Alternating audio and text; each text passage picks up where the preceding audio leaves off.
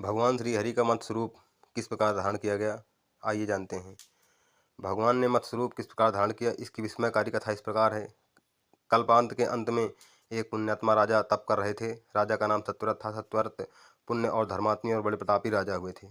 सूर्योदय हो चुका था। सत्यव्रत कृतमाला नदी में स्नान कर रहे थे। उन्होंने स्नान करने के पश्चात जब तर्पण के लिए अंजन में जल लिया तो जल में एक छोटी सी मछली भी आ गई उनके हाथ में। सत्यव्रत ने मछली को नदी के जल में छोड़ दिया। मछली बोली, राजन, जल में बड़े बड़े जीव छोटे जीवों को मारकर खा जाते हैं, मुझे भी अवश्य कोई जीव मारकर खा जाएगा, कृपा करके मेरे प्राणों की रक्षा कीजिए। सत्यव्रत के हृदय में दया उत्पन्न हो गई। उसने मछली को जल में भरे हुए अपने कमंडल में डाल दिया। तभी एक आश्चर्यजनक घटना घटी।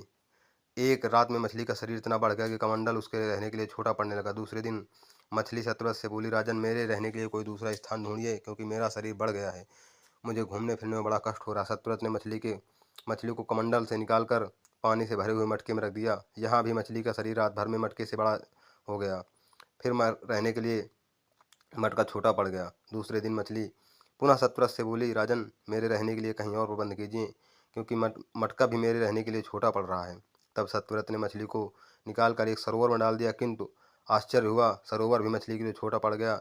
इसके बाद सत्यव्रत ने मछली को नदी में और फिर उसके बाद समुद्र में डाल दिया। आश्चर्य तब हुआ, समुद्र भी जब मछली को शरीर के लिए छोटा पड़ गया और मछली इतना बढ़ गया कि समुद्र भी छोटा रहने लगा। अतः मछली पुनः सत्यव्रत से बोली, राजन, यह समुद्र में मेरे रहने के लिए उपयुक्त नहीं, मेरे रहने की व्यवस्था कहीं और कीजिए। अब सत्यव्रत आश्चर्यचकित हो गए और चरणों में गिर पड़े। उन्होंने आज तक ऐसा विस्मयकारी जीव कभी नहीं देखा था।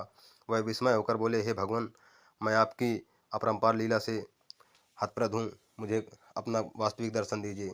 मत्स्य रूपधारी श्री हरि ने उत्तर दिया, राजन, हैग्रीव नामक दैत्य ने वेदों को चुरा लिया है। जगत में चारों ओर अज्ञान और अधर्म का अंधकार फैला हुआ है।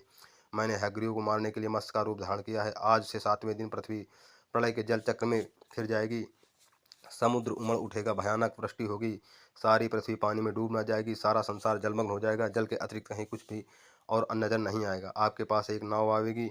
आप सभी अनाजों और औषधियों के बीजों को लेकर सप्त ऋषियों को एक नाव में बैठाकर बैठ जाइएगा। मैं उसी समय आपको पुनः दिखाई पड़ूंगा, आपको आत्म तत्व का ज्ञान प्रदान करूंगा। सत्यव्रत उसी दिन से हरि का स्मरण करते हुए प्रलय की प्रतीक्षा करने लगे।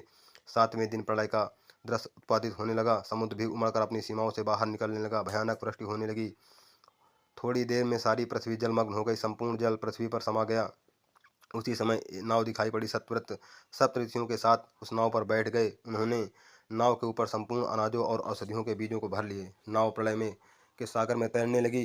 प्रलय के उस समय सागर में उसी समय भगवान श्री हरि मत्स्य रूप में धारण किए सहसा मत्स्य रूप में भगवान प्रलय के सागर में दिखाई पड़े। सत्यव्रत और सप्त ऋषियों के सहायता की। भगवान ने नाव को खींचते हुए हिमालय की चोटियों के पास ले जाकर राजा सत्यव्रत को आत्मज्ञान और सप्तऋषियों को ज्ञान दिया और सबके कर्तव्य समझाकर उन्हें पुनः जीवन जीने का आदेश दिया।